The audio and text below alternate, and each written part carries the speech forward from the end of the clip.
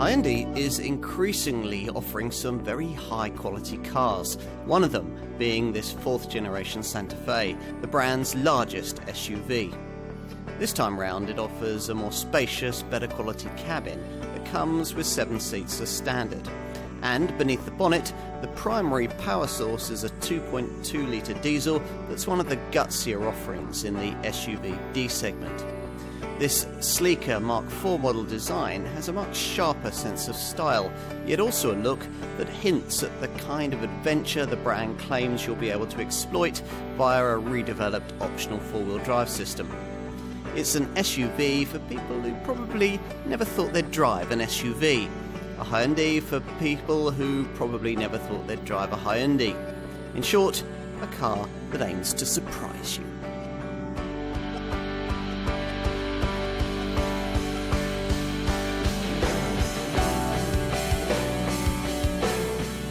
So far this century, Hyundai has done rather well with SUVs, and the Santa Fe model line is the one that first established the brand in this part of the market.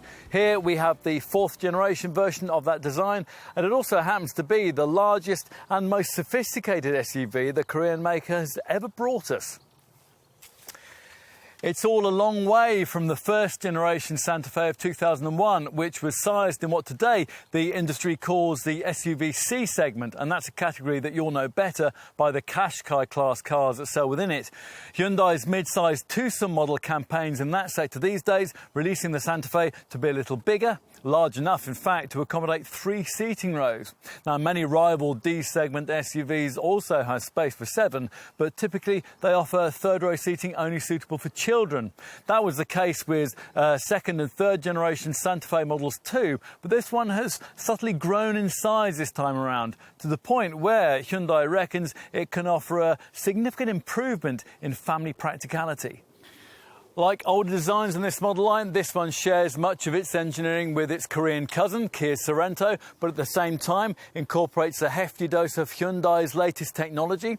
This generation version gets a completely new platform, the option of a fresh H-track four-wheel drive system, a much higher quality cabin, and the Korean conglomerate's very latest safety and media features. Plus, we're told that the drive dynamics are now far more in tune with the kind of thing that European buyers will expect. And as you can see, the exterior styling is now sharper and much more appealing too.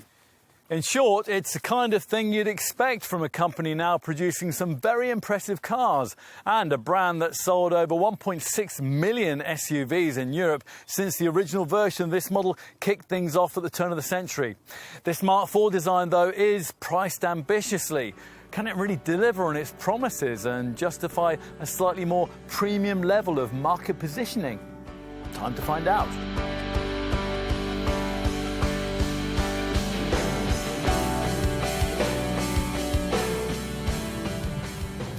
You might need your SUV to be a large 7-seat family wagon, but there's no reason why it has to handle like a bus.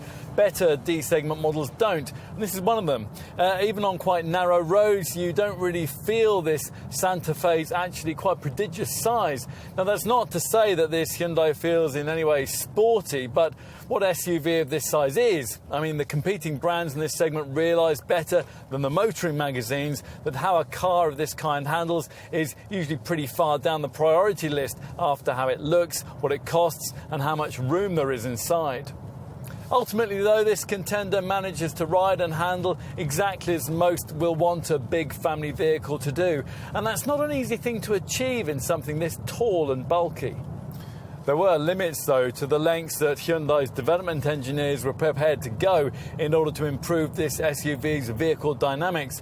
A fundamental change in Santa Fe philosophy would have been necessary to make this fourth generation model a match for the models that are able to lead this class in that regard. And that isn't what's been provided for in the evolutionary approach that's been delivered here. The South Korean company has to consider its more conservative US and Asian markets, and in any case, the brand is well aware that many potential buyers still want to tow and to enjoy at least occasional light off-road adventures. In other words, they still need this car to be quite tough, and that means quite heavy. top variants can tip the scales at over 2 tons in weight, and that's bulk that you'll certainly feel if, rather ill-advisedly, you start attempting to throw this thing around. To be fair, there's nothing wrong with grip and cornering traction by the standards of this kind of SUV, and the extra torsional rigidity of this fourth generation model's all-new and much stiffer platform has helped to reduce body roll around the bends, and that's a change you might ordinarily expect would have an adverse effect on ride quality. By all accounts, it did with the early Korean market versions of this Mark IV Santa Fe, but the Asian engineers must have subsequently put a lot of work into the global market product, because the suspension balance on the car we're trying here is very good indeed. In some big SUVs, the sight of that ragged scar left down the highway by a cable TV team would result in the sort of comportment that you'd expect of a bulk freight carrier in a Biscay gale. This Hyundai, though, will mop up tarmac tears like that without breaking too much of a sweat, while also staying equally composed over urban speed humps and potholes. There's no adaptive damping option that would allow you to vary suspension feel, but there are other systems available on this fourth generation model that will allow you to change certain aspects of the drive demeanour. Which ones you'll get will depend on the kind of Santa Fe package that you select. Now, with a manual gearbox variant, for example, the brand supplies its flex steer system, and that allows you to alter steering weighting. But frankly, this is one of those features that you're very likely to try once and then forget all about. Much better is the company's drive mode system, although you only get one of those if you decide against one of the two-wheel drive models. Front-driven traction is an option with all the available trim levels. If you choose a two-wheel drive Santa Fe, then you'll obviously improve your fuel economy, and if you kit yourself out with a good set of winter tyres, you'll probably be able to handle, well, pretty much all of what the colder months might throw at you. Like most buyers of this Hyundai, though, we'd probably want to pay extra for one of the 4x4 versions. The all-wheel drive setup is now improved with what the brand calls its H-Track technology. Now, nearly all SUVs in this class use on-demand four-wheel drive systems, which primarily drive the front wheels and which bring the rear axle into play only when a lack of traction demands it. Exactly how much torque goes front or rear is normally controlled automatically, and that gives a very one-dimensional feel to the way that crossovers of that kind tend to drive. H-Track is an on-demand system too, but the concept here is to give the driver some say over that aspect of things, with 4 different settings accessible via this button down by the gear stick. There's an eco option which fixes the front to rear torque split at 80-20. Switching to comfort diverts the more power to the rear, 35%, while Sport gives an equal 50-50 front to rear split, and that makes this Hyundai feel a touch more agile. Most of the time, though, you'll probably keep this car in the 4th Auto Smart setting, and that makes all the decisions for you. H-Track has been designed to work with another fresh feature added to this 4th generation model, the brand's latest 8-speed automatic gearbox. Now, it costs quite a lot extra to add in this self-shifter, and because this gearbox doesn't feature the industry's latest dual clutch technology, its ratio changes aren't quite as seamless as they might be. It is a package, though, that really suits this car, and it works well with the H-Track setup. In comparison with the previous generation model's 6-speed auto, this one adopts a higher downshifting point under braking, improving engine response. Yes, now engine response, we ought to get to that. Now, at the introduction of this 4th generation model, Hyundai referenced its intention to add hybrid and plug-in hybrid petrol-electric power plants into this car. From launch, though, only one choice was offered beneath the bonnet, and that's a lightly updated R-Spec version of the 2.2-litre CRDI diesel, which was used in the previous design. There is a fraction more power and torque than there was before, 200 PS and 440 Newton meters. The latter figure is enough to facilitate a brake towing capacity set at 2.5 tonnes for the manual models, or 2 tonnes if you go for an automatic version. Some obvious rivals in this segment seem to offer significantly lower asking prices, but those figures usually apply to lower powered diesel variants that simply can't offer this Santa Fe's level of mid-range or towing performance. As you'll learn in the market and model range section of this film, once you specify such rival SUVs with engines that are properly comparable to this Hyundai's CRDI power plant, this Santa Fe's pricing starts to look far more realistic. Hyundai has improved the efficiency technology of this diesel unit, but it still feels a little flat at lower revs, and if you attempt to replicate the quoted 9.5 second rest to 62 miles an hour time and push it beyond 2000 RPM, it's also still a little on the gruff side. At higher revs you can also feel a certain amount of vibration through the pedals and the steering wheel too. At a cruise though, the engine settles down quite a lot, and what you're more likely to hear is wind noise generated around the large door mirrors. Now the quoted top speed is 127 miles an hour. As we suggested earlier, like most large SUVs, this Santa Fe is much more comfortable in this type of environment than it is when you're pushing on across twisting secondary roads. The new rack-mounted electric steering system, although it is more feelsome than before, is still just a little bit too remote for any real degree of driving enjoyment in that kind of scenario. However, it is now direct enough to allow you to place the car pretty much where you want it at speed through faster turns, which isn't the case with all this model's direct rivals. And off-road ability? Well, that depends on your expectations. Hyundai says that in developing the fourth generation Santa Fe, it sought to carry forward the capable off-road abilities that characterised the earlier models. The reality is, though, that the approach and departure angles of this Mark IV design aren't up to really gnarly terrain, and ground clearance remains modest at 185 millimetres. Still, that'll probably be all you'll need to keep mobile in the next snowy snap or take on the nearest forest trail. Those brave or foolhardy enough to want to do a bit more than that will be reassured by the provision of a manually selectable four-wheel drive lock mode, which splits torque 50-50 front to rear to ease you through particularly slippery situations at speeds of up to 25 miles an hour. As we just said, this Hyundai's relatively close proximity to the ground means that those that shouldn't be too extreme, but hill start assist control and an 18.5 degree approach angle should get you up reasonably steep slopes, while there's a 21.2 degree departure angle to help you when you get to the bottom at the other side. Now, for some reason, the possible ramp breakover angle that this model can stretch to is less acute this time around. It's now rated at 15.7 degrees. It's hard to imagine any buyer of this Hyundai ever driving to those extremes. Users wanting serious off-piste ability from a model like this in this segment would be more likely to buy an SUV like Toyota's Land Cruiser, a Mitsubishi Shogun, or something with a Land Rover badge maybe. Still, a Santa Fe owner wouldn't need to venture into the Serengeti to derive some benefit from the H-Track four-wheel drive setup. I mean, we do, after all, live in a country where, on average, it rains on over 140 days each year, and on wet tarmac, this car certainly offers a reassuring feeling of traction when the weather turns bad. It's reassuring in lots of other ways too, which, if you're sold on the Santa Fe proposition, will probably be a major reason why.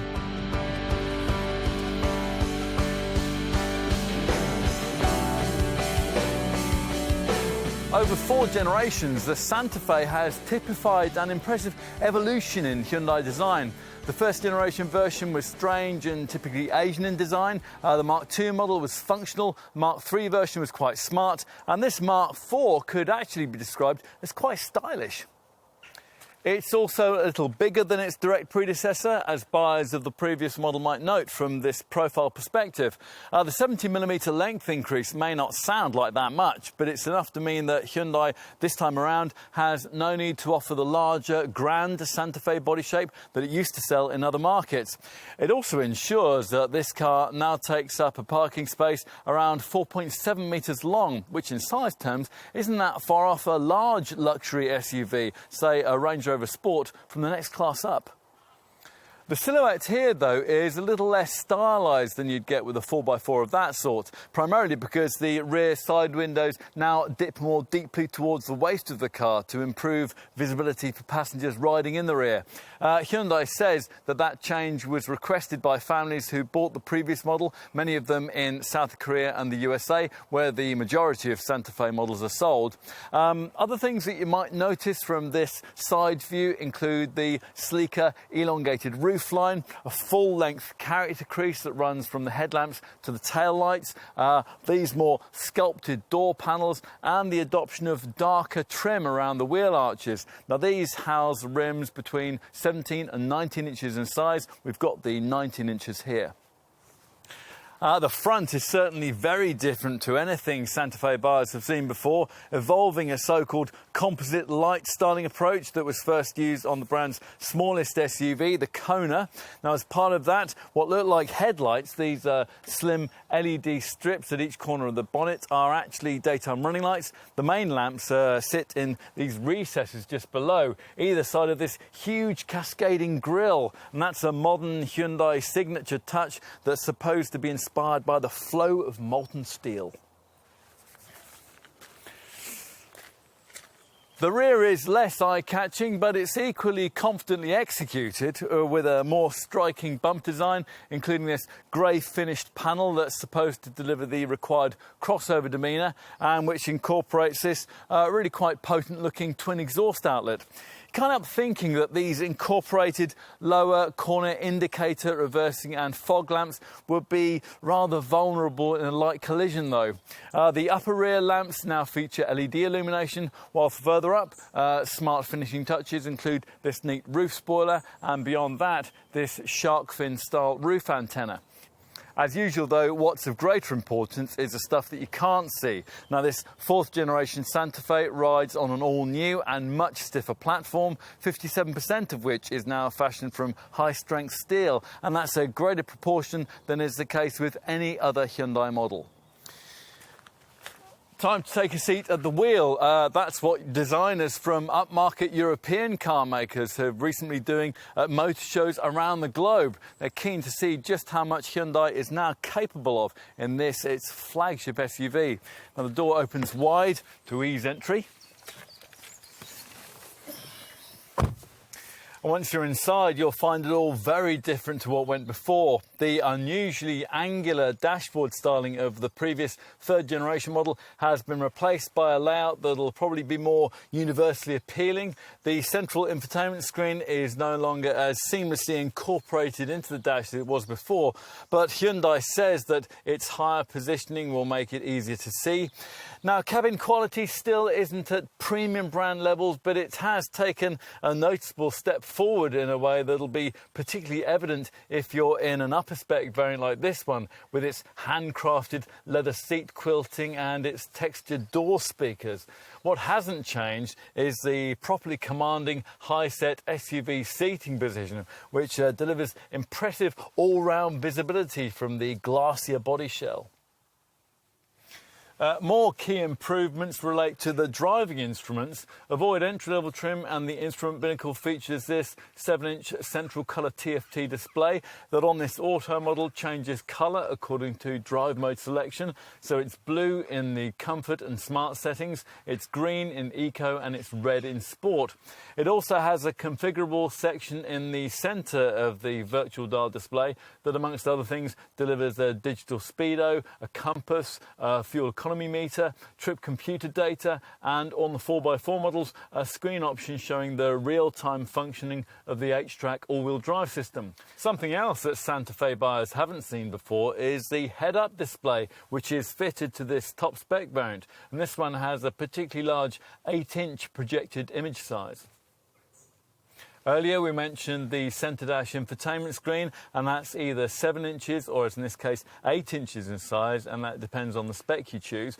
Now, we have no issues with the functionality or display of this tablet-style monitor, but we can't help seeing that Hyundai's missed a trick by not mating it to some kind of lower controller. That's the kind of functionality that top European brands favour, which makes it easier to access specific features without taking your eyes off the road. Now, here in this this Santa Fe, you have to jab away at the thing to get the features you want. Well, either that or try to master voice control functionality, which, as with all systems of this type, can sometimes be a bit hit and miss.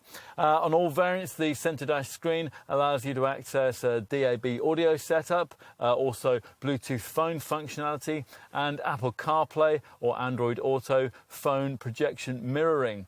Now, if you have this bigger 8-inch monitor, you'll also have 3D navigation, Wi-Fi, a higher quality 10-speaker Krell premium audio system, and Hyundai's package of live services, which alert you to speed cameras, update you on the weather, and provide accurate information on traffic jams and roadworks.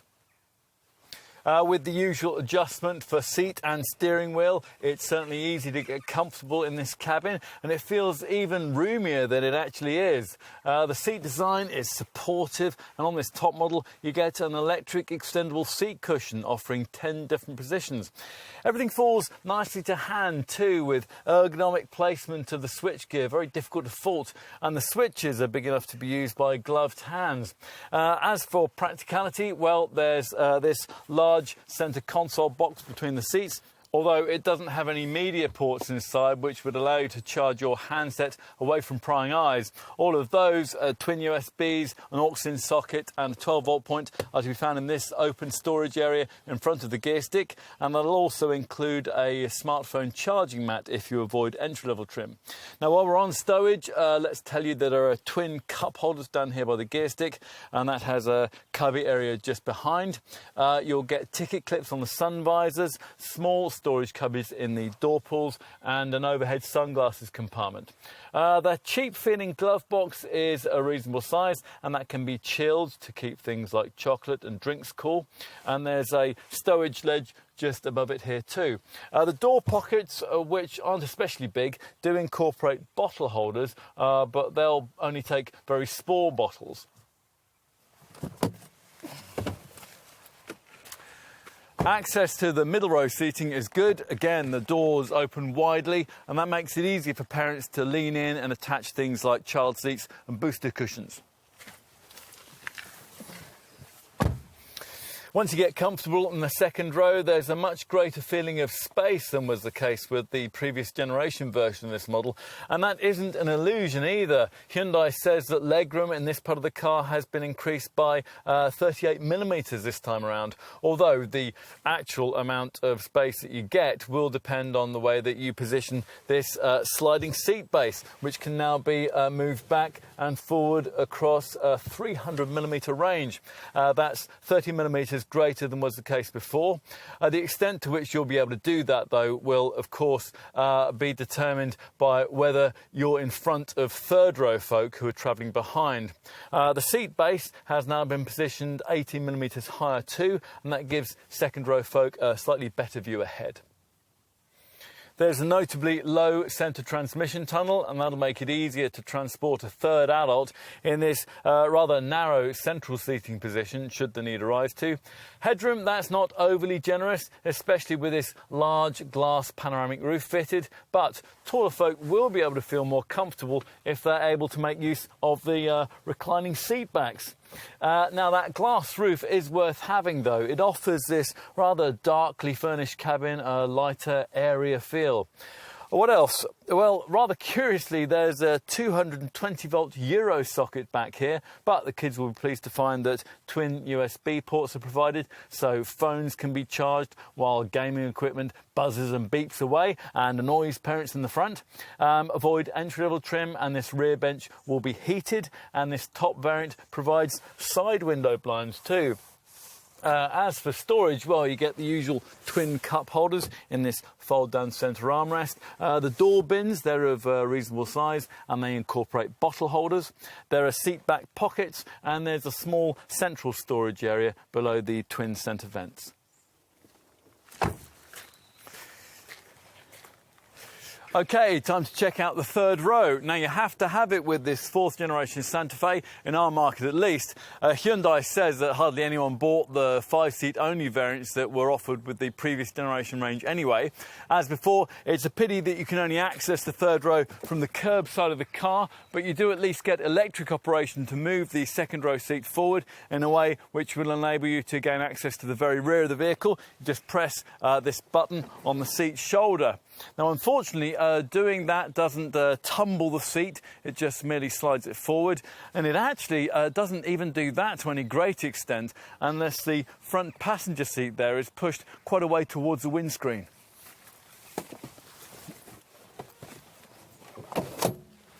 Once you're in, there is, as advertised, more room than you'd usually get in the rearmost pews of a typical D-segment 7-seat SUV, and that's thanks to the extra body length that we referred to earlier.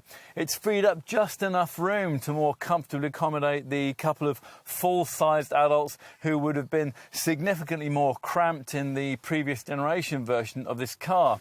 Or at least that'll be the case if the second row folk ahead of you have pushed their seat bases forward by a reasonable amount. If not, then it really will feel somewhat claustrophobic back here. The extra second row seat sliding range we referred to earlier should aid everyone in finding a workable cabin compromise. For those people at the very back here, it should help enormously that there's a significant 42mm more headroom for third row passengers than was the case in the old Mark III Santa Fe. And the lower window line here that we mentioned earlier too, that may play a part in alleviating car sickness for younger folk. Don't get us wrong, you won't be as comfortable back here as you would be in the very rear of a Galaxy or Charan-like large people carrier. There's still not enough headroom for that.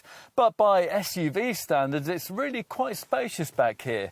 You'd be noticeably more constricted in the very back of a Land Rover Discovery Sport, or even an Audi Q7 costing up to £20,000 more wouldn't be noticeably roomier in this regard.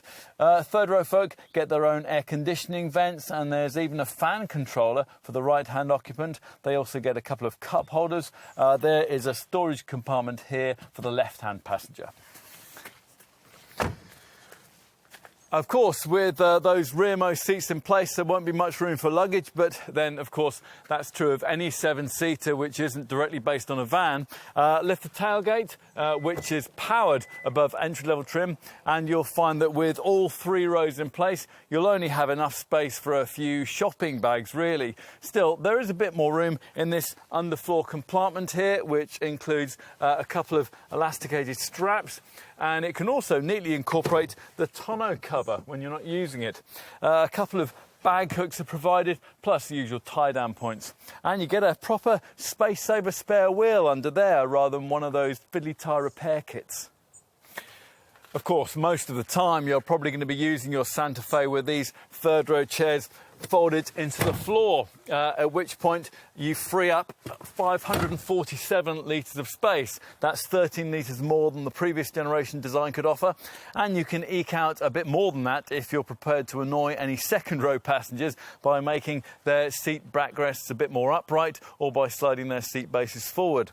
The boot opening is nice and wide, and it's got a low loading lip, so awkward things like pushchairs and bikes should go in with ease.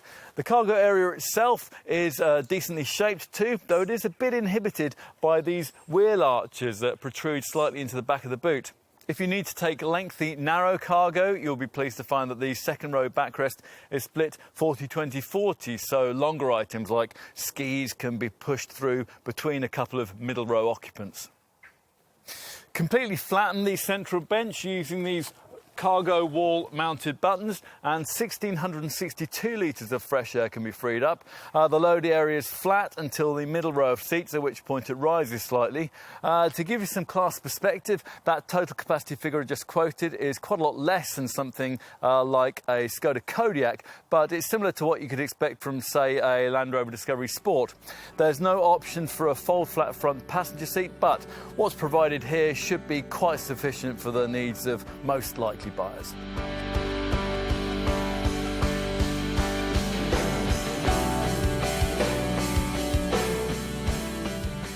One inevitable consequence of the Santa Fe becoming better finished, better equipped and better engineered is that prices have crept up. They're now pitched primarily in the £34,000 to £44,000 bracket. This time around, all variants come only with 7 seats, and from the launch of this model in mid-2018, there was only a single engine choice too. That's the latest version of the brand's 4-cylinder 2.2-litre CRDI diesel.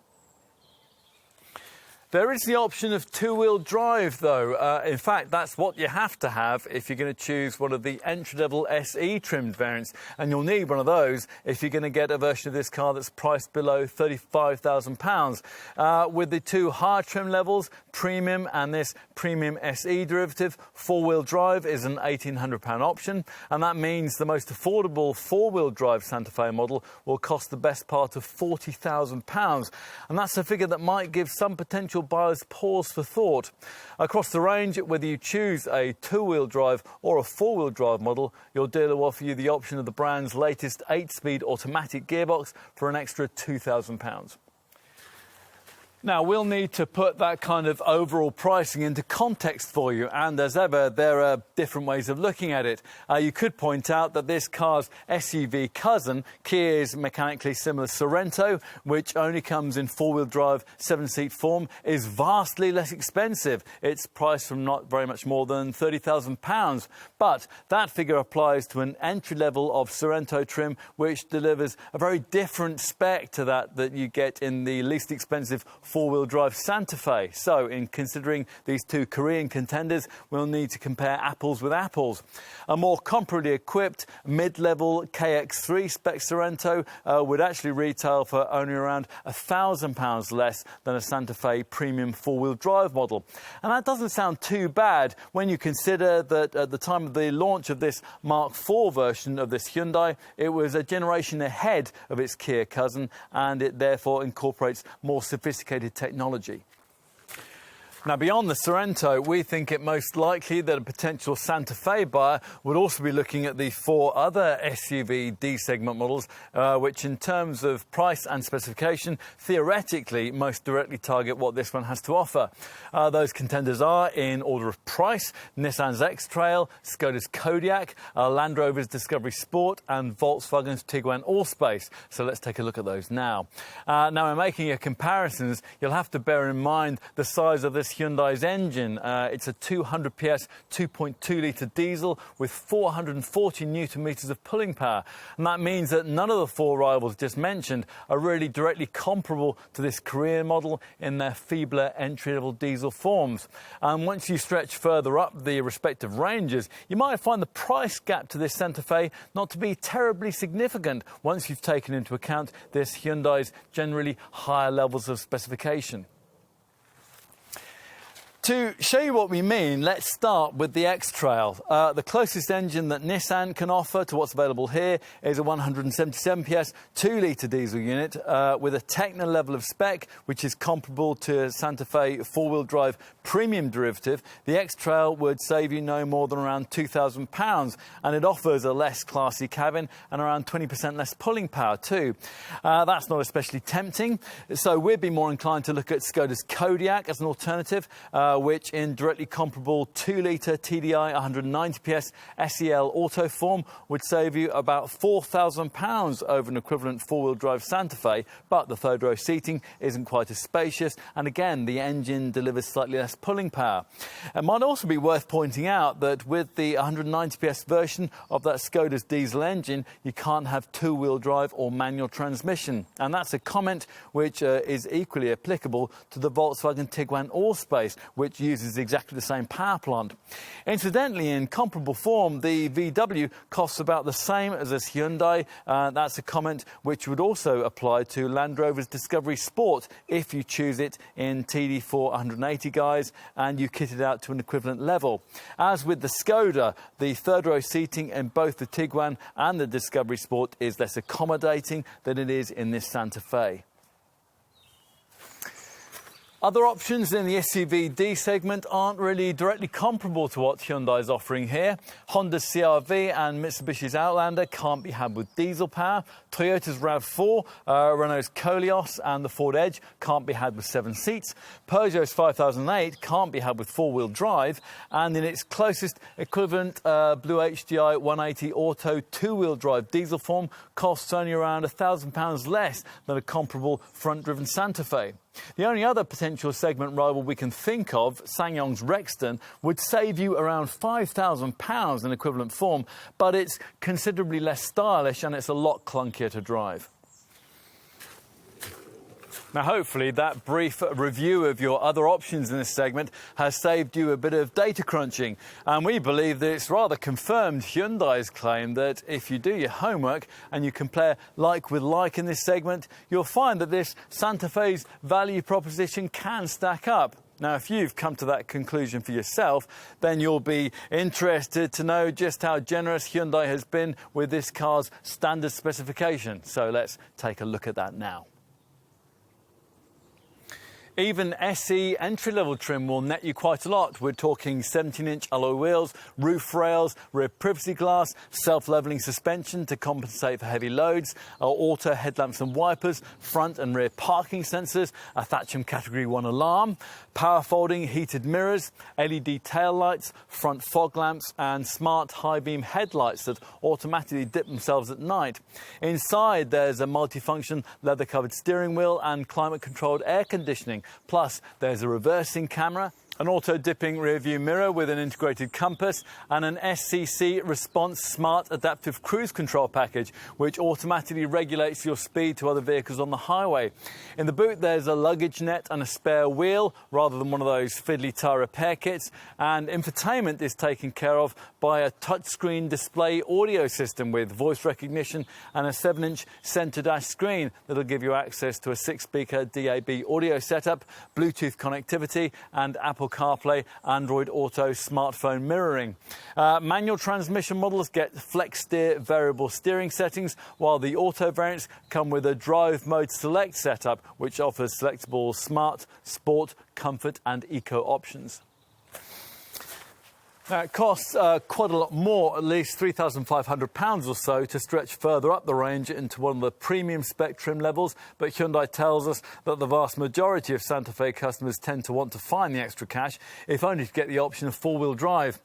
Mid-level premium spec gives you larger 18-inch wheels, full LED headlamps, LED front fog lamps, door mirror puddle lights, a keyless entry and start system and a powered tailgate. Inside at this level, there's leather upholstery, power adjustable front seats, a faux leather-wrapped dashboard, an adaptive instrument cluster with a 7-inch central TFT colour screen.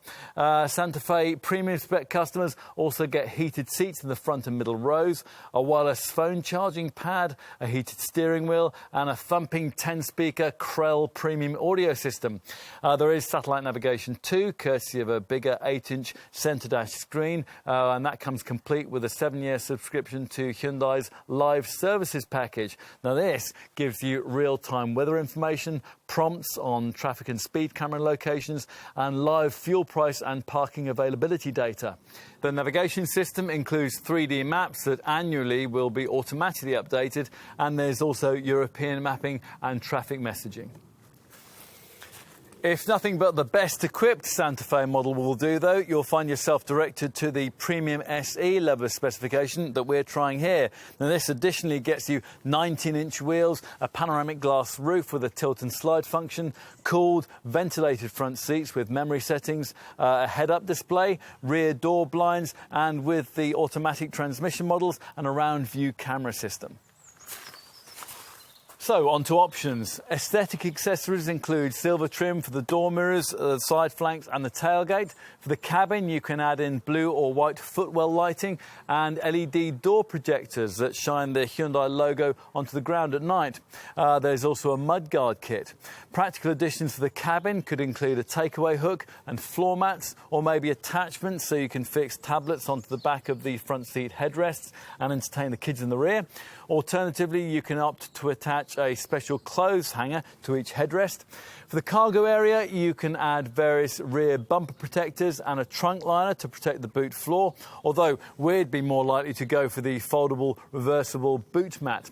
As usual with a large SUV, you can add in a tow bar, and doing that will allow you to add a trailer-mounted bike carrier.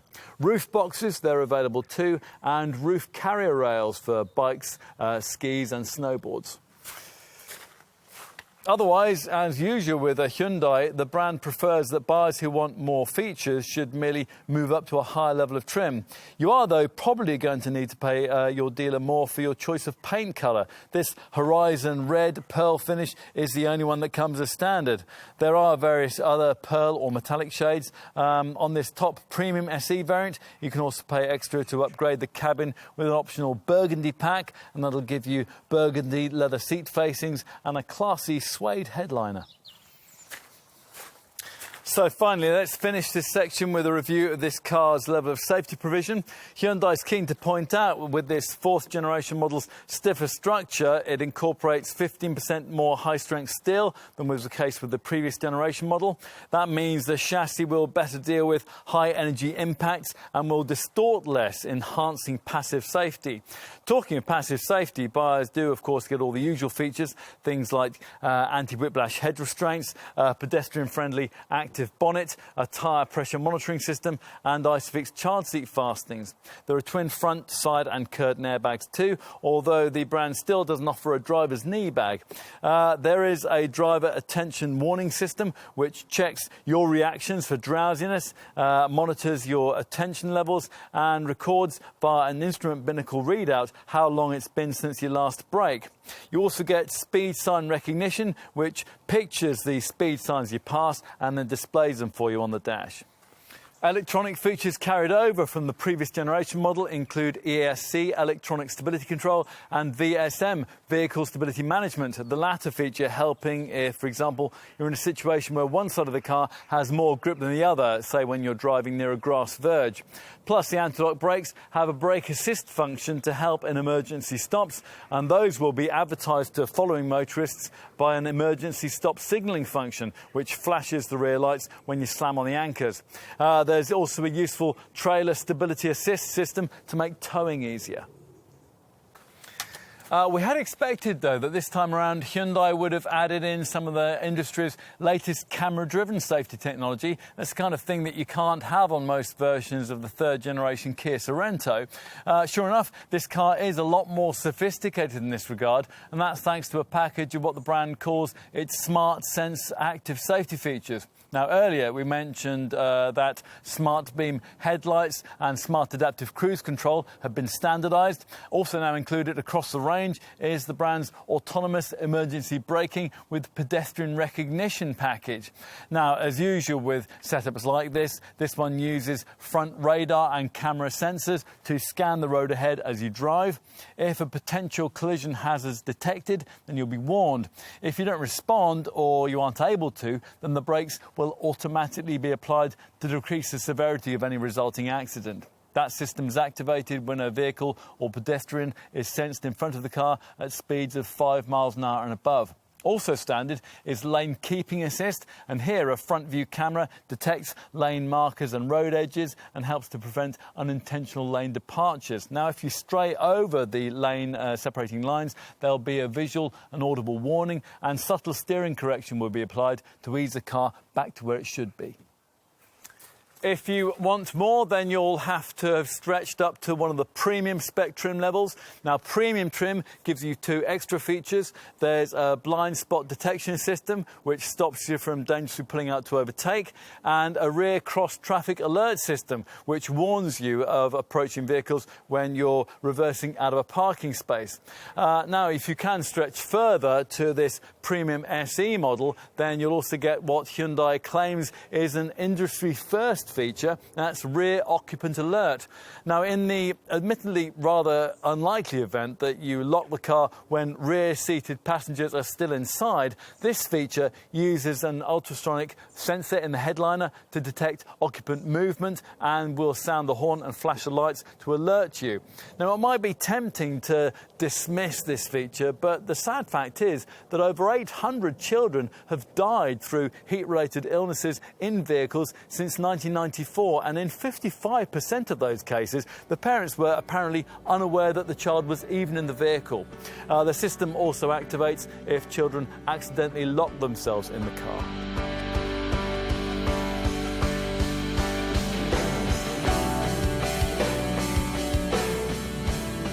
Hyundai is becoming known for its pioneering powertrain technology, and sure enough, it's developed hybrid and plug-in hybrid engines for this car. The focus for European sales this time, though, for the time being anyway, will be the 2.2-litre CRDI diesel engine that we're trying here.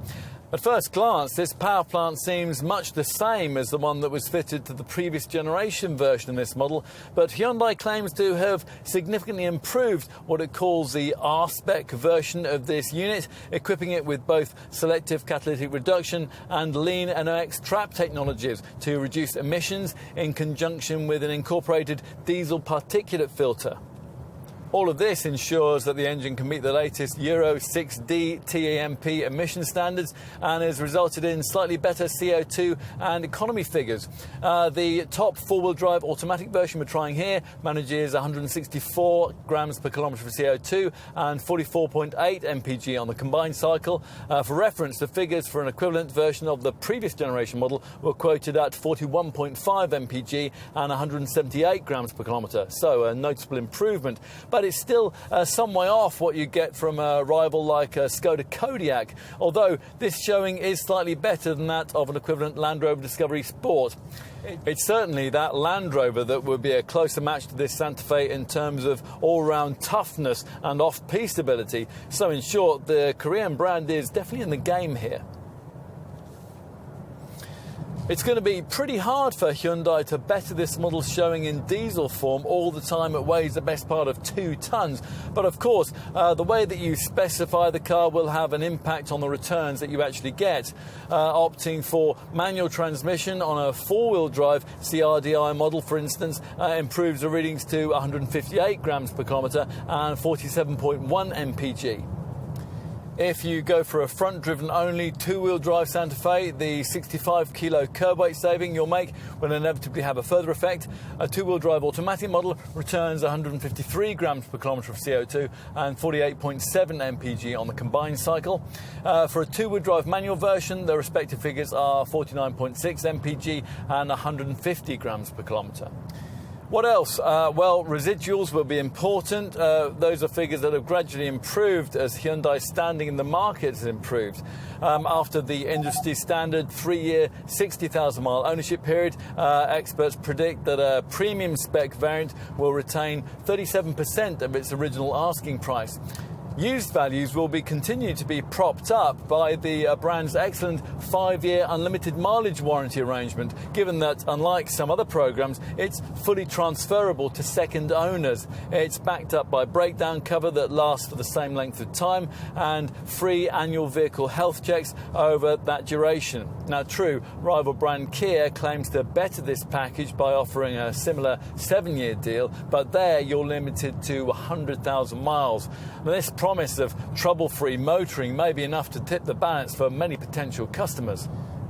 Insurance ratings are quite a bit higher than those applied to this model's Kia Sorento cousin, despite this Hyundai's greater level of safety provision, which doesn't really make a lot of sense. The two-wheel drive diesel model is rated Group 36E, 39E or 40E, depending on your choice of trim level. For a four-wheel drive variant like this one, the respective ratings are 39E or 40E. Servicing intervals are every 20,000 miles or 12 months, whichever comes around sooner. And if you want to budget ahead for routine maintenance, there are various Hyundai Sense packages which offer fixed price servicing over 2, 3 or 5-year periods. And you can pay for the plan monthly, and you can add in MOTs to the 3 or 5-year plans for an extra fee.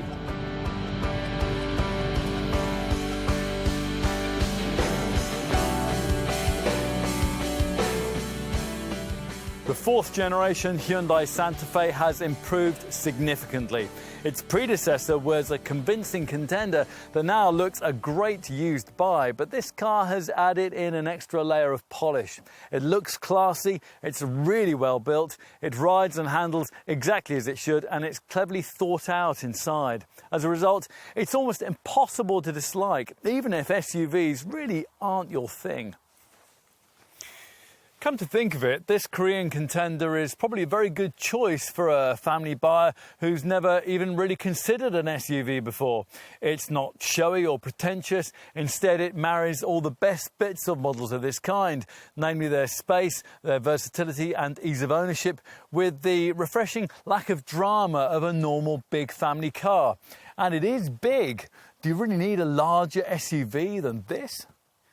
Now, it's true that you could probably find one from this segment that's sharper to drive than a Santa Fe. Other rivals are perhaps more luxurious too, and some may possibly also be a little better off-road, but none of these things tend to be overriding priorities for family buyers needing 7 seats in an SUV of this kind. This Hyundai knows its market, and in this form it can target more of it than ever before, although there are a couple of caveats that we want to mention.